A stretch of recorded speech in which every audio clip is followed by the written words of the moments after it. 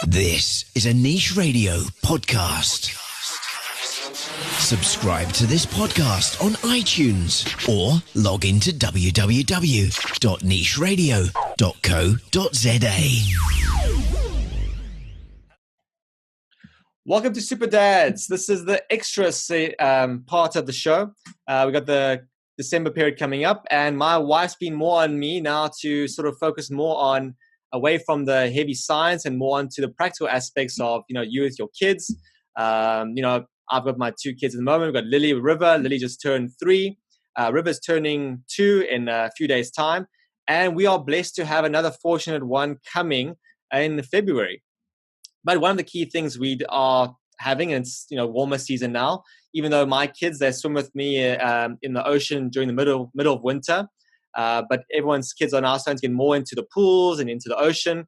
And I thought it'd be really good and very helpful to actually have Deon from Lifesaving, who's going to give us a lot more information on practical tips, safety, the important thing of you being a dad and being more involved.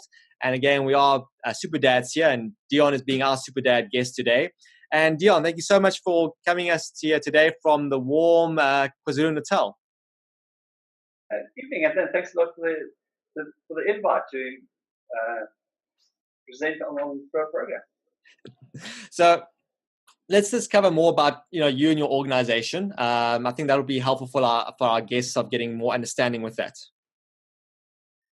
Okay, well, I represent Lifesaving South Africa, and Lifesaving South Africa is the national authority on lifeguard services within the country, and it's linked to International Lifesaving ILS, and one of the founder members there. So anything involving water rescue around lakes, rivers, dams, the ocean, all falls under Lifesaving South Africa, and a big component now is water safety education. So with this water safety education, I guess there's two things.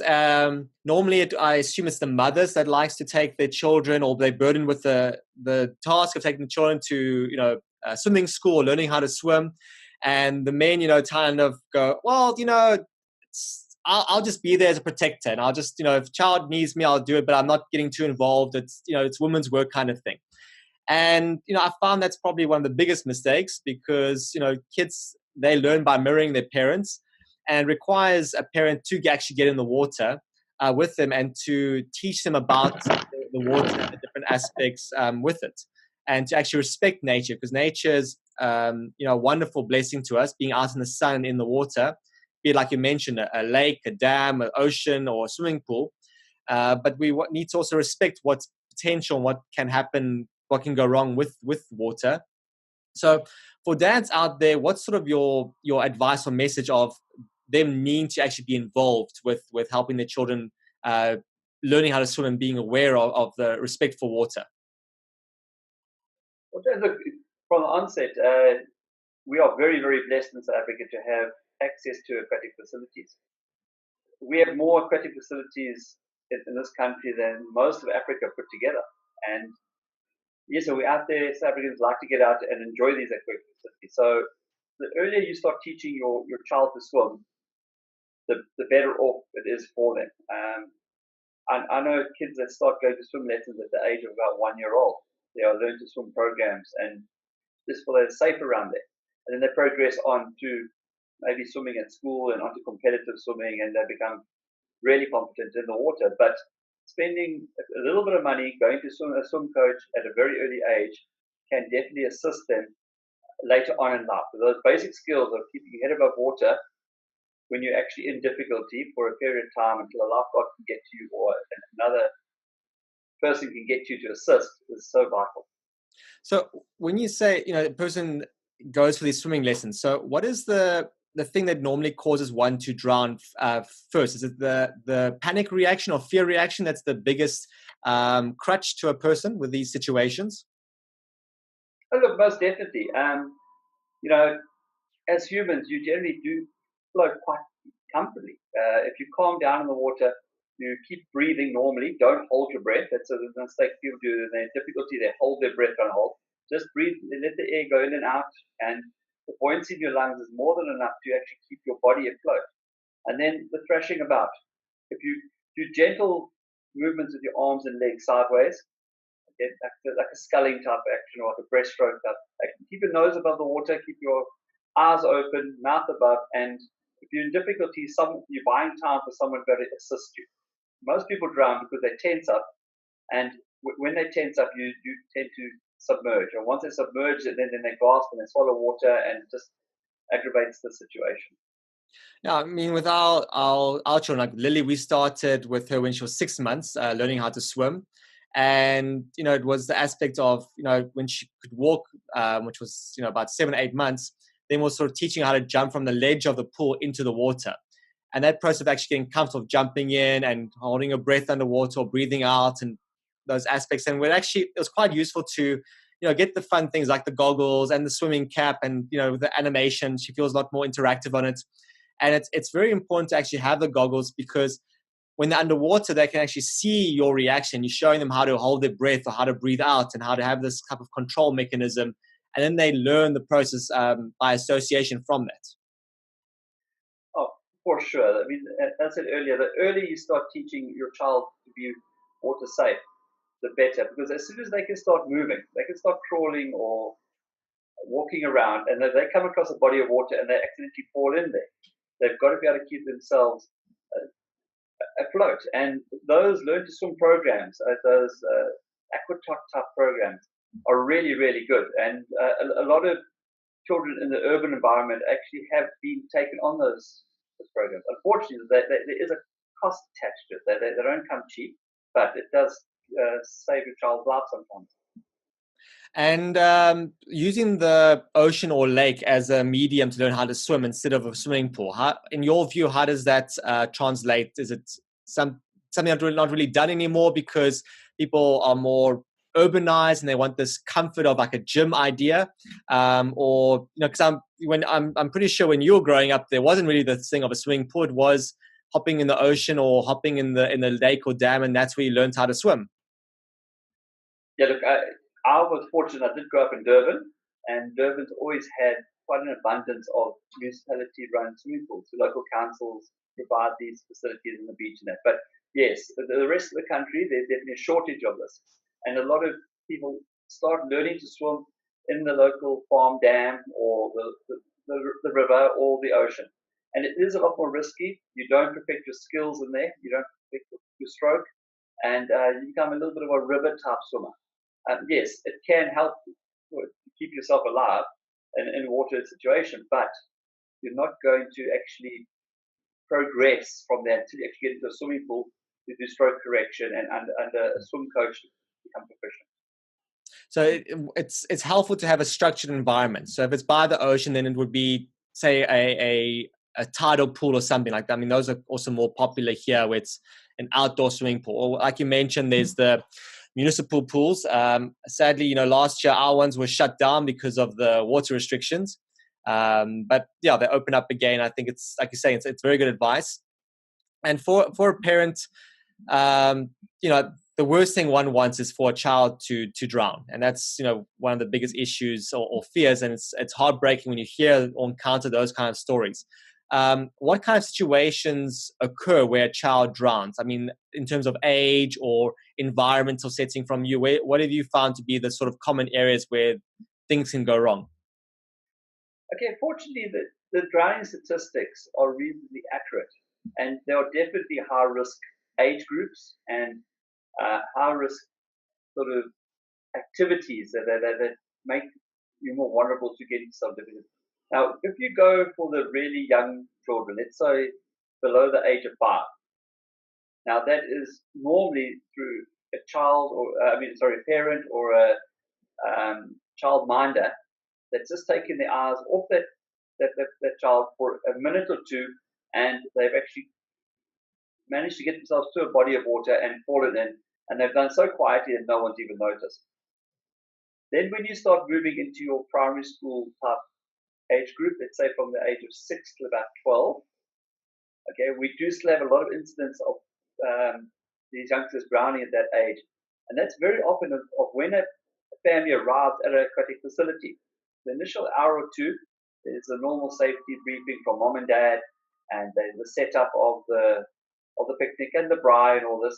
But often the kids are familiar with the facility, or that's what parents think, and they seem to drop their guard a little bit.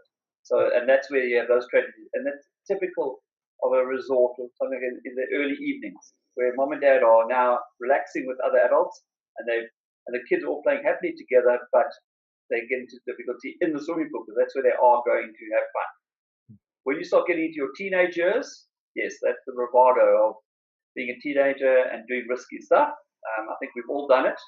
We've all got something in our history that which was a bit foolish. But yes, that does happen there. And then once you get into the alcohol drinking type ages, which yes, it can start relatively young in some cases, but very much that's over the 18s, that is the number one problem.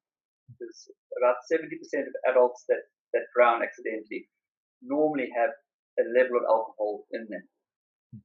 So how is it that the alcohol impedes their ability to swim in the water? Is it they just get too tired and lethargic, or with the sunlight they're a bit more dehydrated, so they just end up swallowing seawater or normal water as well? Or what sort of is the biological trigger in that aspect? Look, even if you take a moderate amount of alcohol, okay, the person's had 1 or 2 beers, and they go for a swim. Your ability to swim is definitely impeded. It's exactly the same as driving. The coordination, common sense, sort of the thinking through a process. And adults must try this. If they actually try swim a length of a pool after you've had a few beers, and you'll find that you just don't do it as well as when you do it in the morning when you're fresh. That comes in. And then you get the other extreme when someone's on a big night out and then they want to go swim at night, or they very intoxicated and they just don't have the coordination and the swimming ability to do it. If you don't have natural swimming ability, it's even worse. I mean, it gets quite so in a way. Like when you go out, you don't drink and drive. You have a designated driver, and it seems like that needs to be the same thing with kids. Is that if you're a bunch of adults, you need to have one of the parents pulling out a tag out the hat and saying, okay, they're going to be the designated lifeguard for the kids when they look after the environment. Even if there is a lifeguard on duty, there should still be one of the parents there looking out for the kids, from my interpretation. Also, I think it's also becoming as a distraction, not or deterrent on focus. Is also now everyone getting more attached to their mobile devices and social media, and we understand that the light frequency we cover in the science of the show of how that alters the neurochemistry in the brain, drops the dopamine levels, and a person's not able to think laterally. I mean, they can only have blinkers on their eyes, so their ability is actually impeded from being able to pay attention to their child or pay attention to the environment, because the chemistry in the brain is not able to be in a state of awareness or capacity like it normally would be. So I think like with driving, you don't text or be on your phone. When you're out with your kids in nature, the same thing as you shouldn't be, or by a pool, you shouldn't be on your phone texting or watching a movie or something like that, because it's going to put your children at risk. That's 100%. As I said a little bit earlier, most drownings at aquatic facilities like swimming pools and dams and those social gathering areas happen in the late afternoon.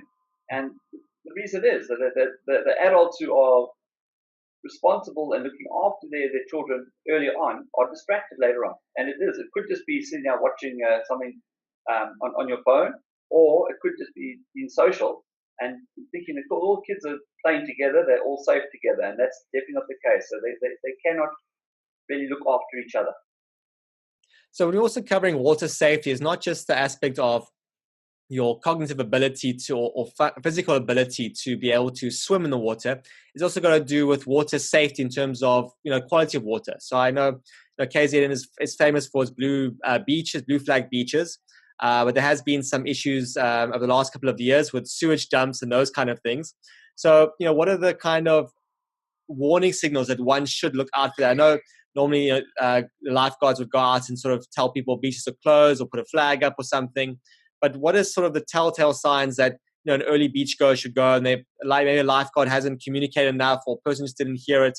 What should they look out for to see if there's something suspect about the water? Well, okay, first of all, at your beach that you're going to go visit, find out what the duty hours are of those lifeguards. The lifeguards do not patrol that beach from first light to last light. Yes, on the big days like the New Year's Day and Boxing and Christmas Day, yes, they extend hours. But generally, you're normally looking at an 8 to 4 or an 8 to 5 patrolling down the Cape. Your professional lifeguards, I think, are from 10 o'clock in the morning till 8 o'clock in the evening. So find out what their actual patrol hours are. Then when you arrive at that beach, the first thing you look for is red and yellow flag beacons. Okay, now if there's a red and yellow flag flying, that indicates that the lifeguards are still on duty and that area is patrolled. And your whole setup for that day should be so you're able to swim between those two red and yellow flag beacons. And sorry, yes, carry on. Yeah, sorry. Look, then your next thing is when you do set up your base for the day, as families do. Okay, try and be in the vicinity of the lifeguards, or as a point of location. So when the family go off and do this, they can reflect back to see where you actually are sitting. You've got a point of reference, like a landmark or something. That also helps a lot. And then brief your especially younger kids to swim only between those red and yellow flag beacons. And sort of also, how else should one teach their kids? Well, these things are like rip tides or getting pulled out, all these heavy waves that can sort of, knock their heads into, the surf or the bottom. So what should a parent communicate with their kids to sort of be more aware of this if they get, at the beach and there's the waves, of what dangers could happen, or what should they do in a panic situation, or if they get taken under by a wave and they just get, turned over and over and over like a tumble dryer. What kind of things would you have advice there for parents to be educated to their children? Okay, well, moving on from actually swimming between the flag beacons, the beacons are put there away from rip currents. Okay, they're not going to select those areas because that is where there is the least risk on that beach. Okay, the next thing that they should try to do is try to stay within their depth. If they stay within standing depth, they don't even walk out on a sandbank, you can still catch waves, you can put your feet down, you're generally going to be fine. But it's when they try to swim out behind the wave line that they seem to get into trouble, because you do get currents further out that do sweep you further. Then every now and again, they will also look back at the shore on their marker that they were given of don't go past this point. So you stay orientated. And in the ocean, the current does sweep you left, right. It does sweep you out a little bit. But generally, if you do get caught in one of those currents, relax, tread water, keep your nose and mouth above water, keep your eyes open, gently raise an arm, wave one hand above the head, okay? And someone's going to see you. And lifeguards actually watch those trouble areas. They don't watch everybody in a bathing area. They watch the trouble zones, and as soon as you move close to that trouble zone, they are going to come and get you. But you've got to give them time to get to you. So what's sort of like an average time that a lifeguard would get to a person in a, sort of best and worst case scenarios?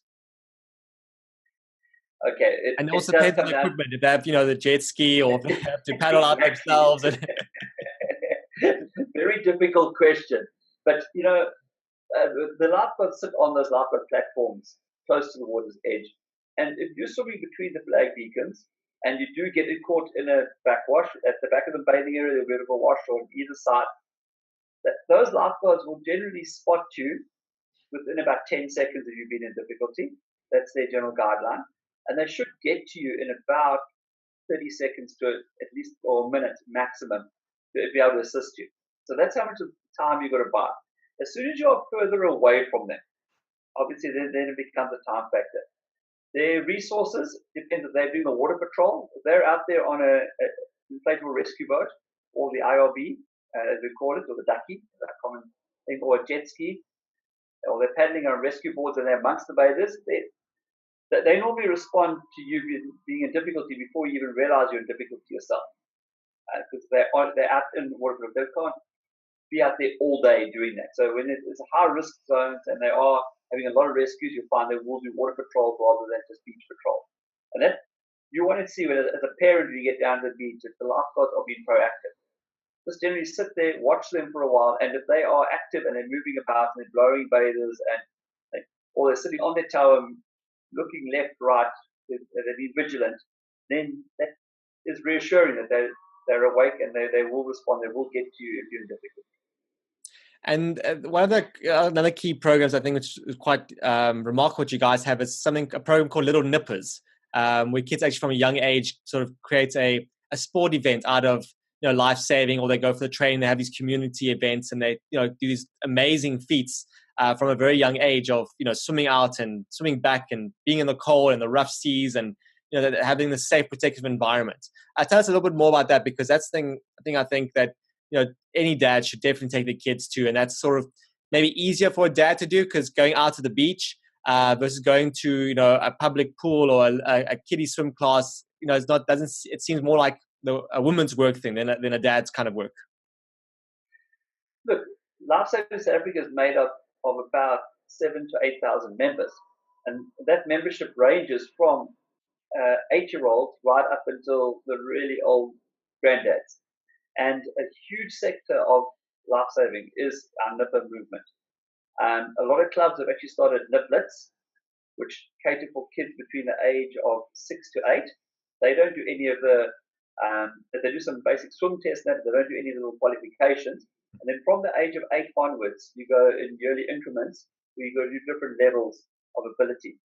And it really does work. A lot of children will go down. They will enjoy it for a few years and maybe not complete the whole process, go on to be fully fledged lifeguards. But those skills that they learn in their first year or two, they're in the water with their parents in a very small age group, or they're qualified lifeguards, they're also coaches, and they learn the basics of what does a rip current look like, how do you dive under a wave, how do you treat a blue bottle sting, basic first aid. They learn those in those first up to the age of 14. Once they get to 14, then they're starting to take lifesaving more seriously, and then they go on to doing their junior lifeguard award, and at 16 they start doing their fully fledged lifeguard award, and at that stage they start doing voluntary patrols. But normally they are doing other aquatic sports linked to their lifesaving at that stage. So I guess if you see your child stressing in the water, as a parent, naturally your instincts kick in. You want to get out there and try save your child. But I guess it's also the balance of, do you take the risk of, even maybe you're not a good swimmer yourself, of trying to get there and use that adrenaline to try save a child? Or do you wait for a lifeguard, get their attention to come and get out there for you instead? So how does one balance the two situations on that? Okay, first of all, adrenaline's not going to keep you afloat. But you will have this natural calling. If your child has a difficulty in water, are you going to stay on the shore and not go and help them? But there are so many cases, tragic cases that happens where the parent goes in to help the child and the parent actually drowns. We had one 5 days ago down in Scotborough on KZN South Coast. It was a 16-year-old male that got into difficulty. His dad went and tried to assist him. Dad got into trouble. The mom went and assisted. And at the end of the day, and sadly, the 16-year-old did drown. The dad was in an intensive care unit, okay, and the mom is thankfully okay. But it is one of those. If you can't swim, don't expose yourself to that risk. But it's very hard to call that. I'm a father myself, and yes, if my child's in difficulty somewhere, might be in a different environment, will I go in and help? Most probably you will. So it's very much, I guess, trying to have that logic part of your head come in of, okay, you see the lifeguard, you see the equipment, weighing up the options, trying to judge what you can. I guess, if you're seeing your child going close to the rocks, you will want to get them and end up being their shield barrier and hopefully not drown at the same time, like you mentioned. But also, I guess the thing also, like in us, it's a bit different where we have the cold ocean here. I know the lifeguard training guys do some cold immersion therapy or exposure where you're in the water for 30 minutes. And for most parents, it's difficult. Like I teach cold therapy so people can be in the water for much longer periods of time.